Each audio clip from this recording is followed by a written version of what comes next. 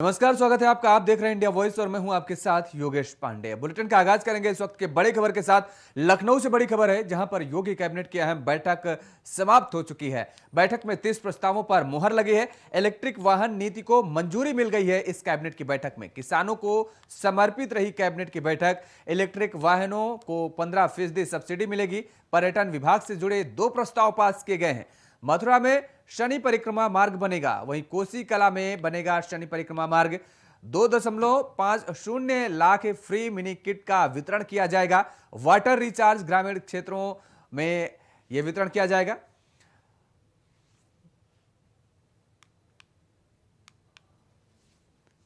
बैठक में 30 प्रस्तावों पर मुहर लगी है। योगी कैबिनेट की बैठक खत्म हो गई है। आपको बता दें कि बैठक बेहद अहम मानी जा रही थी और 30 प्रस्तावों पर इस बैठक में मुहर लगी है। पर्यटन विभाग से भी जुड़े 2 प्रस्ताव पास किए गए हैं इस कैबिनेट की बैठक में। मथुरा में शनि परिक्रमा मार्ग बनाया जाएगा। यह बड़ा फैसला लिया गया है उत्तर प्रदेश की योगी कैबिनेट की तरफ से। कोसी कला में शनि परिक्रमा मार्ग बनाया जाएगा। बैठक में 30 प्रस्तावों पर आज मुहर लगी है। योगी कैबिनेट की बेहद अहम बैठक थी, जो कि अब समाप्त हो चुकी है और 30 प्रस्तावों पर मुहर लगी है आज की कैबिनेट बैठक में।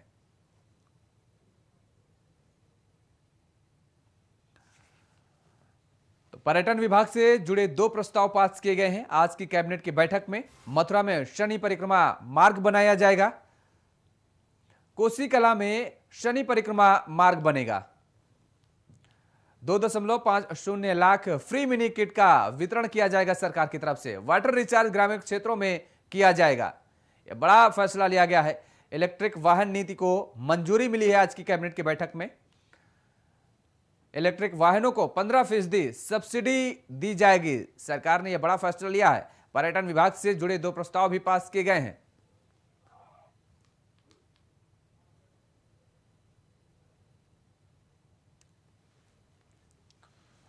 बैठक में 30 प्रस्तावों पर मुहर लगी है। बेहद अहम बैठक थी, जो कि आज योगी कैबिनेट की बैठक थी और बैठक अब समाप्त हो चुकी है। बैठक में 30 प्रस्तावों पर मुहर लगी है और वो कौन कौन से प्रस्ताव हैं वो हम आपको ग्राफिक्स के जरिए टेलीविजन स्क्रीन पर भी दिखा रहे हैं। पर्यटन विभाग से जुड़े 2 प्रस्ताव पास हुए हैं। मथुरा में शनि परिक्रमा मार्ग बनाने को मंजूरी मिल गई है। कोसी कला में शनि परिक्रमा मार्ग बनेगा। 2 महत्वपूर्ण फैसले सिंचाई की दृष्टि से हुए हैं। प्रदेश में अवर्षण और कमजोर मानसून और अतिवर्षा या बाढ़ के कारण जो क्षति हुई है, उस संदर्भ में उत्तर प्रदेश कृषि विभाग ने आज एक प्रस्ताव लाया था और उस प्रस्ताव के अंतर्गत जो सहमति प्राप्त हुई है कि चना और मसूर के हम 1.5 लाख मिनी किट निःशुल्क, 2.5 लाख मिनी किट किसानों को हम निःशुल्क उपलब्ध करवाएंगे। 1.5 लाख निःशुल्क मिनी किट मसूर का होगा, 1 लाख मिनी किट चना का होगा। मसूर 8 किलो एक किट के भीतर होगा, चना 16 केजी का किट होगा। तो इस प्रकार से 16,000 क्विंटल चने का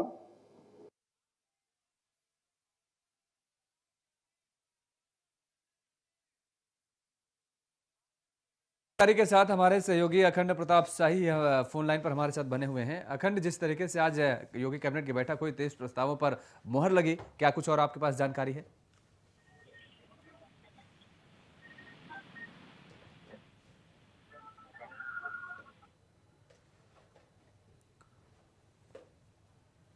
आवाज मिल पा रही है अखंड प्रताप शाही? अखंड, जिस तरीके से आज कैबिनेट की बैठक हुई है, कैबिनेट की बैठक के बाद 30 प्रस्तावों पर मुहर लगी इस बैठक में, क्या कुछ आपके पास जानकारी है? और बिल्कुल 30 प्रस्तावों पर मुहर लगी है और इसमें अलग अलग 5 विभाग ज्यादा महत्वपूर्ण हैं, जिसमें कृषि विभाग है, जिसमें पशुपालन है, जिसमें नगर विकास है और जल शक्ति मंत्रालय है। तो इस तरीके से 5 विभाग ज्यादा महत्वपूर्ण है और यही वजह थी कि हर विभाग के मंत्री ने अपने अपने क्षेत्र के अपने अपने विषय के बारे में पूरी जानकारी देने की है प्रेस ब्रीफिंग में। और इसमें जो सबसे महत्वपूर्ण है वो किसानों के लिए लिए गए दो महत्वपूर्ण फैसले हैं कि जो खरीफ की फसल जिनको जिसके चलते बो नहीं पाए थे किसान, काफी नुकसान हुआ था, तो उसके चलते 2.5 लाख किट बांटेगी, मिनी किट बांटेगी योगी सरकार, और मुफ्त उपलब्ध कराए जाएंगे ये किसानों को ये 2.5 लाख किट। इसमें से 1 लाख किट चने का वितरित किया जाएगा, जिसमें 16 किलो चना होगा, और 1.5 लाख किट मसूर के वितरित किए जाएंगे, जो 8 किलो मसूर होगा उसमें एक किट में। तो इस तरीके से एक फैसला ये लिया गया है। और इसके अलावा कुल 32 करोड़ 64 लाख रुपए की लागत आएगी इस पूरे योजना पर। और दूसरी योजना जो प्राकृतिक खेती बोर्ड के गठन का निर्णय लिया गया है सरकार की तरफ से, ये बेहद महत्वपूर्ण है। इनमें 7 जनपदों के लिए बुंदेलखंड से ये प्रस्ताव लाया गया था, और उसी के पक्ष में इस बात का निर्णय लिया गया है कि अब एक मुख्यमंत्री की अध्यक्षता में एक बोर्ड का गठन किया जाएगा, जो प्राकृतिक खेती बोर्ड के नाम से जाना जाएगा। बिल्कुल, वाटर रिचार्ज ग्रामीण क्षेत्रों में किया जाएगा अखंड। अगर खासतौर पर लोगों का, ग्रामीण क्षेत्र के लोगों का जिक्र करें तो क्या कुछ फायदा इससे मिल पाएंगे? देखिए, लघु और सीमांत किसानों के लिए लघु सिंचाई योजना के अंतर्गत 1000 करोड़ के बजट पास किया गया है, जिसमें सोलर पंप से सिंचाई के लिए 2 लाख से अधिक लघु किसान सीमांत किसानों को आत्मनिर्भर बनाने की योजना है। तो ये एक निश्चित तौर पर एक बड़ी योजना है, और खासतौर पर बुंदेलखंड और उन इलाकों के लिए ये विशेष रूप से चलाई जा रही है, क्योंकि बुंदेलखंड प्राथमिकता में रहा है योगी सरकार 1 में, और योगी सरकार 2 में भी अगर ये देखा जाए तो बहुत ही प्राथमिकता में रहा है। तो सिर्फ वही के लिए नहीं, लेकिन ये लघु और सीमांत किसानों के लिए, जो प्रदेश भर के लघु और सीमांत किसान है, ये जरूर है कि बुंदेलखंड को प्राथमिकता पे रखा जाए। इसके अलावा जो पर्यटन मंत्री हैं, उन्होंने बताया कि जो मथुरा वृंदावन के विकास के लिए पर्यटकों को खास तौर पर सुविधा देने के लिए अब जो अकबरपुर में सिंचाई की जमीन थी, उसे यूपी तीर्थ विकास परिषद को निःशुल्क देने का फैसला लिया गया है। इससे पर्यटन को बढ़ावा मिलेगा। बिल्कुल। और साथ में वो जो वन विभाग की जो जमीन थी, उस वन विभाग की जमीन के एवज में ग्राम सभा की जमीन में मुहैया कराई जाएगी। और इस तरीके से जो ब्रज क्षेत्र का जो विकास किए जाने की, ब्रज तीर्थ क्षेत्र का जो विकास किए जाने की बात हो रही थी, उसमें अब रोड़े नहीं आएंगे। कुछ इस तरीके की योजना और भी है। और इसके अलावा जो कई ऐसे महत्वपूर्ण जो योजनाएं हैं, उन पर आज ये मोहर लगी। बहुत बहुत शुक्रिया तमाम सारी जानकारी देने के लिए। अखंड प्रताप शाही हमारे सहयोगी हमारे साथ जुड़े हुए थे। और इस बीच आपको सीधे ले चलते हैं मनीष सिसोदिया, क्या कुछ कह रहे हैं, पहले वो आपको सुनाते हैं। रैंकिंग में आएंगे, इसकी जिम्मेदारी मैंने इनको लगाई है कि 5 स्कूल आप कर सकते हो, ये इन्होंने करके दिखाया है। सरकार ने इंफ्रास्ट्रक्चर दिया, ट्रेनिंग दी, फैसिलिटी दी, सब कुछ दिया, लेकिन साथ साथ इन्होंने करके दिखाया है। तो जो इन्होंने करके दिखाया वो सब के सब 1000 स्कूल के प्रिंसिपल करके दिखा सकें, इसका पूरा एक ट्रेनिंग प्रोग्राम हमने बनाया है। हर एक स्कूल के लिए, प्रिंसिपल के लिए ट्रेनिंग प्रोग्राम बनाया आज हमने, और सारे बड़े लेवल पे ट्रेनिंग देंगे ताकि इंडिया की रैंकिंग वर्ल्ड में बढ़ने लगे और दिल्ली की रैंकिंग इंडिया में और ज़्यादा बढ़ने लगे। मैं आपको थोड़ा सा परिचय करा देता हूँ, फिर इनसे रिक्वेस्ट करूँगा कि 2-2 मिनट अपनी बात रखें कि कैसे इन्होंने काम किया और कैसे देश का टॉप स्कूल बनाया। इसमें सबसे पहले HR शर्मा जी हैं, जिनका द्वारका सेक्टर 5 में स्कूल है। इनका स्कूल टॉप 10 में नंबर 9 पर आया है। इसके बाद द्वारका सेक्टर 10, पहला इनका सेक्टर 5 था शर्मा जी का, सेक्टर 10 द्वारका में डॉक्टर अतुल कुमार जी हैं। इनका स्कूल नंबर 1 है देश भर में, और सिर्फ इस साल नंबर 1 नहीं है, 4 साल से इनका स्कूल नंबर 1 चल रहा है। यहाँ मैं ये भी बताना चाहता हूँ कि 2015 से पहले दिल्ली के स्कूल की रैंकिंग में कहीं जगह नहीं थी। 2015-16 में पहला स्कूल आपका आया, 2016-17 में पहला स्कूल आपका आया टॉप 10 में, और धीरे धीरे अब हमारे 5 स्कूल टॉप 10 की रैंकिंग में हैं।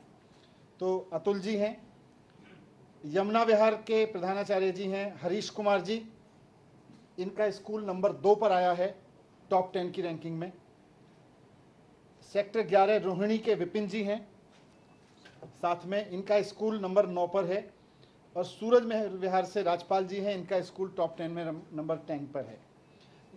अच्छी बात यह है कि केजरीवाल जी के जो इनिशिएटिव हैं, कहीं ना कहीं उनका बेनिफिट सबको मिला है।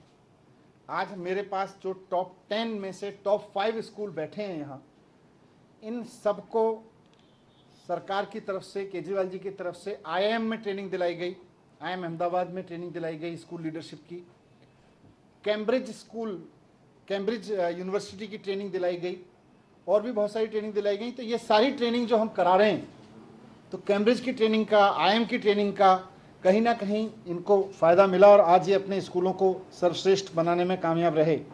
मैं रिक्वेस्ट करूंगा एक एक करके सभी साथियों से कि अपने स्कूल में आपने क्या ऐसा विशेष किया जिससे आपका स्कूल टॉप 10 में बना, उस पर थोड़ा सा यहाँ विचार रखें। वहीं से शुरू कर सकते हैं शर्मा जी। अच्छा, तो थोड़ा हम आगे पीछे हो सकते हैं, इधर हो सकते हैं। आप ऐसे इधर आ जाएं शर्मा जी, एक एक करके चेयर चेंज कर लेंगे। आइए बस कर। रोक करेंगे खबरों का। अब खबर लखनऊ से है, जहां पर सपा प्रदेश भर में आयोजित करेगी श्रद्धांजलि सभा। सपा की तरफ से प्रदेश भर के पदाधिकारियों को निर्देश जारी किए गए हैं। 21 अक्टूबर को प्रदेश भर में श्रद्धांजलि सभा करने के निर्देश दिए गए हैं। सपा संरक्षक मुलायम सिंह यादव को अर्पित करेगी श्रद्धांजलि। समाजवादी पार्टी के लेटर पैड पर जारी हुआ है दिशा निर्देश। 21 अक्टूबर को प्रदेश भर में श्रद्धांजलि सभा करने के निर्देश दिए गए हैं। सपा संरक्षक मुलायम सिंह यादव को अर्पित करेंगे सभी कार्यकर्ता अपनी श्रद्धांजलि, और निर्देश जारी किया गया है समाजवादी पार्टी की तरफ से। समाजवादी पार्टी के लेटर पैड पर ये दिशा निर्देश जारी किए गए हैं कि प्रत्येक जिले में श्रद्धांजलि सभा का आयोजन किया जाए। सपा प्रदेश भर में आयोजित करेगी श्रद्धांजलि सभा। ये बड़ी खबर है, आपको बता दें कि समाजवादी पार्टी की तरफ से श्रद्धांजलि सभा का आयोजन किया जाएगा, और यह वो लेटर पैड हम आपको दिखा रहे हैं जिस पर दिशा निर्देश जारी किए गए हैं। समाजवादी पार्टी का यह लेटर पैड है, और इस पर साफ तौर पर आप देख सकते हैं कि कहा गया है कि समाजवादी पार्टी संरक्षक एवं पूर्व रक्षा मंत्री श्रद्धेय मुलायम सिंह यादव जी के निधन से हम सभी दुखी हैं, और शोकाकुल कार्यकर्ता एवं समर्थकों से निवेदन है कि श्रद्धांजलि सभा का आयोजन किया जाए। ज्यादा जानकारी के साथ हमारे संवाददाता विवेक कश्यप हमारे साथ फोन लाइन पर बने हुए हैं। विवेक, समाजवादी पार्टी अब प्रदेश भर में श्रद्धांजलि सभा का आयोजन करेगी? जी बिल्कुल, जिस तरह से समाजवादी पार्टी के जो बड़े समर्थक है, बड़े चेहरे हैं, उन्होंने अपने लेटर पैड पर ये दिशा निर्देश दिए है कि मुलायम सिंह यादव का जो निधन हुआ था उसको लेकर दुख व्यक्त किया जाएगा, और शोकाकुल कार्यकर्ताओं एवं समर्थकों के साथ जो निवेदन है कि उनके साथ जो दिशा निर्देश जारी किए गए हैं लेटर पैड पर, वो कहीं ना कहीं प्रदेश भर में उनका शोक संदेश चलाने के लिए श्रद्धांजलि अर्पित की जाएगी। इसमें तमाम जो बड़े चेहरे हैं वो शामिल होंगे। ये लेटर पैड में नरेश उत्तम पटेल और महासचिव राम गोपाल यादव ने खुद इस पर दिशा निर्देश जारी किए हैं कि आने वाले समय में 21 अक्टूबर को प्रदेश भर में ये श्रद्धांजलि सभा निकाली जाएगी, जिसमें तमाम जिलों के जो बड़े कार्यकर्ता हैं वो शामिल होंगे, बड़े चेहरे शामिल होंगे इस श्रद्धांजलि सभा में।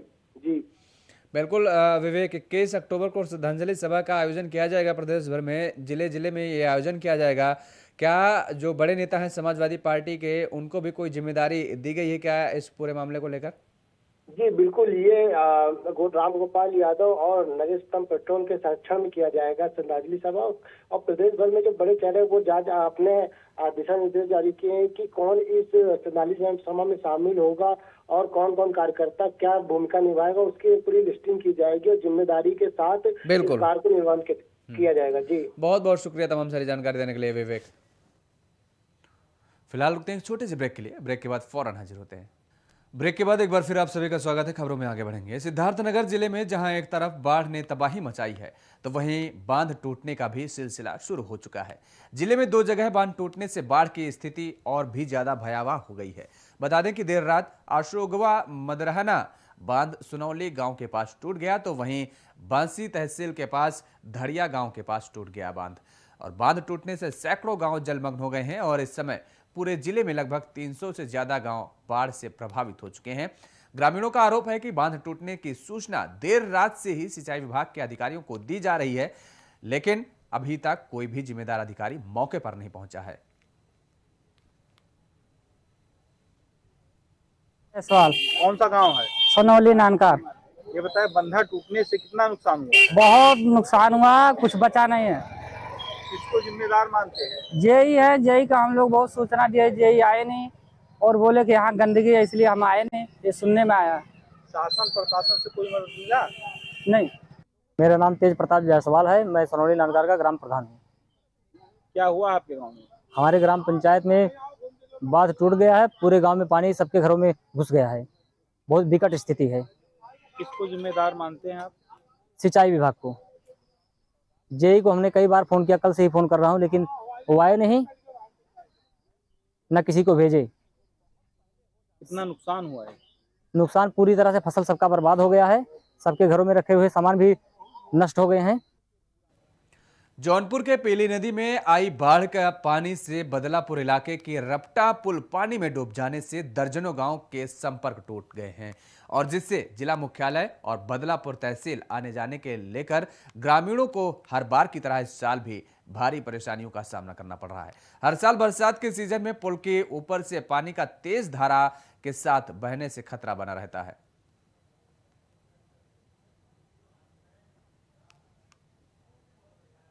नहीं जा पाते हैं, उसके बाद और आदमी को परेशानी होती है साहब उतरने में। 3 गांव का आवागमन रुकता है। और क्या क्या परेशानी होती है? और यहीं आने जाने का परेशानी होती है और किस। तो कहीं शिकायत आप लोगों ने किया है? शिकायत तो साहब बहुत किया हम लोग। रमेश मिश्रा भी हैं, उनसे शिकायत किया, लेकिन वो भी कोई इधर सुन रहे हैं, उधर निकाल दे रहे हैं। वो सर बच्चे स्कूल नहीं जा पाते, 4 गांव का मार्ग टूट जाता है।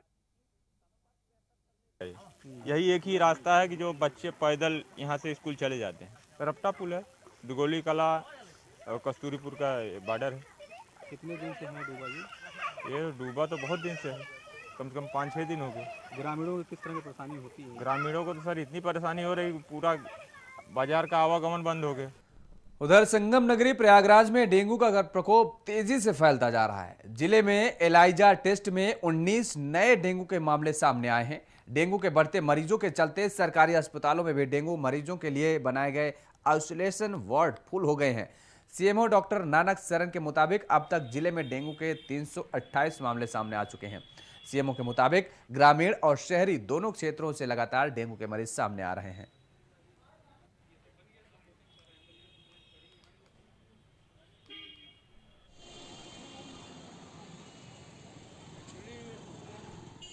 इस समय बुखार के मरीज ज़्यादा बढ़ गए हैं और जांच के उपरांत ये भी पाया जा रहा है कि रैपिड टेस्ट से तो पॉजिटिव आ रहे हैं, लेकिन एलाइजा से पॉजिटिव कम आ रहे हैं पिछले साल की तुलना में। और जितने भी आते हैं प्लेटलेट घटता जरूर है, लेकिन अगर 24 से 48 घंटे हम उनको पानी ज़्यादा पिलाते हैं या ग्लूकोज चढ़ाते हैं तो बहुत तेज़ी से बढ़ने लगता है और जल्दी नियंत्रण हो जाता है। 4-5 दिन में मरीज स्वस्थ होकर के अपने घर चला जाता है। तो इसलिए हमारे पास टीबी सप्रू हॉस्पिटल में, बेली हॉस्पिटल में, कॉलबिन में हमने करीब 60-70 बेड करा रहे। रांची के नामकुम स्थित एयरटेल के वेयर हाउस में भीषण आग लगने से इलाके में अफरा तफरी मच गई। आग की सूचना मिलने के बाद कई दमकल विभाग की गाड़ी आग बुझाने पहुंची। बता दें कि जहां आग लगी है वहां एयरटेल के सिम और टावर का निर्माण किया जाता है। हालांकि अभी तक आग लगने के कारणों का पता नहीं चल सका है और न ही किसी के हताहत होने की कोई खबर सामने आई है। तो ये आग लगने से इलाके में अफरा तफरी का माहौल मच गया है और सूचना मिलने पर दमकल विभाग की टीम पहुंची है। हालांकि आग किन कारणों से लगी इस बात की जानकारी नहीं हो सकी है। एयरटेल के वेयर हाउस में भीषण आग लगी है। तस्वीरों में आप साफ तौर पर देख सकते हैं, ये वेयर हाउस के अंदर की तस्वीरें हैं और ये बाहर की तस्वीर है। साफ तौर पर धुएं के गुबार से ही अंदाजा लगाया जा सकता है कि आग कितनी भयानक थी और दमकल के कर्मी भी आपको तस्वीरों में नजर आ रहे हैं बचाव राहत कार्य करने में। हालांकि किसी के भी हताहत होने की खबर सामने नहीं आई है। ज्यादा जानकारी के साथ हमारे संवाददाता राकेश कुमार हमारे साथ फोन लाइन पर बने हुए हैं। राकेश, एयरटेल के वेयर हाउस में भीषण आग लगी है, क्या कुछ पूरा मामला है?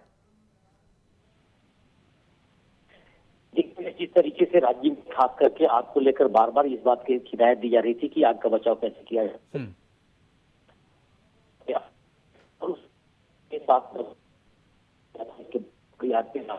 की है इस बात का आकलन कि कितना का नुकसान हुआ होगा और साथ साथ ये भी देखा जा रहा है कि आग के लगने के क्या कारण बताए जा सकते हैं। फिलहाल क्या स्थिति बनी हुई है? आग पर काबू पाया जा चुका है क्या? इतला दी गई जिस तरीके से वहाँ पे आग लगी थी उसमें बड़ा नुकसान बताया जा रहा है एयरटेल की कंपनी की तरफ से, लेकिन फिलहाल इसकी तहकीकात की जा रही है। चलिए, बहुत बहुत शुक्रिया तमाम सारी जानकारी देने के लिए राकेश।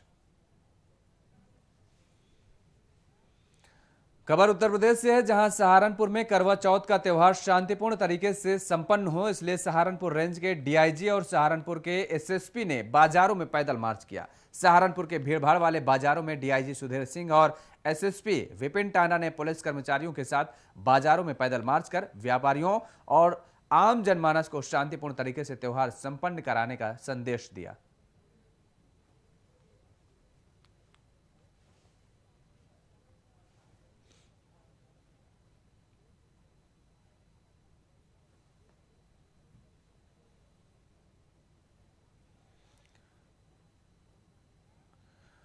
उधर बदायूं में युवक का अवैध तमंचा के साथ गानों पर रेल बनाते हुए वीडियो वायरल हुआ है। वीडियो वायरल होने से पुलिस प्रशासन में हड़कंप मच गया है, जिसके बाद पुलिस मामले की छानबीन में जुट गई है। बता दें कि अवैध तमंचे के साथ वायरल वीडियो युवक बिसौली कस्बे का निवासी बताया जा रहा है और यह पूरा मामला जनपद बदायूं के बिसौली कोतवाली क्षेत्र नगर के मोहल्ला गदरपुर का बताया जा रहा है।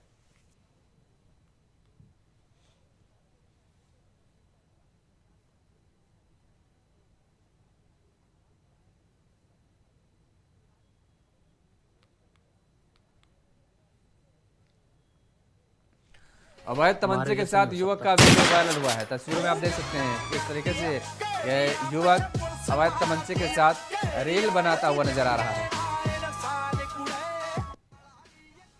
कोई कुछ भी हो। इस बुलेटिन में फिलहाल इतना ही। खबरों के लिए आप देखते रहिए इंडिया वॉइस। नमस्कार।